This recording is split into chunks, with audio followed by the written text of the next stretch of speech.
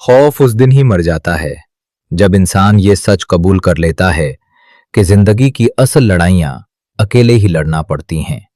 जितने लोग साथ खड़े नजर आते हैं ज्यादातर सिर्फ तमाशाई होते हैं। कोई आपके जख्म नहीं उठाता, कोई आपके फैसलों का बोझ नहीं बांटता। जब ये हकीकत जहन में उतरती है तो दिल का बोझ हल्का नहीं होता, मगर हिम्मत सख्त जरूर हो जाती है।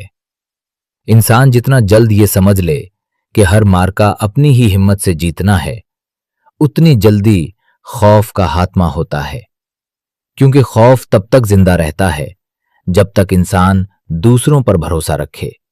जैसे ही वो भरोसा टूटता है, अंदर का असल वजूद जाग उठता है।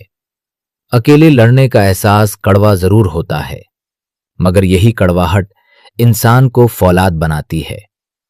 जब आपको यकीन हो जाए कि कोई नहीं आएगा बचाने, तब आप खुद अपने लिए दीवार भी बनते हैं और तलवार भी।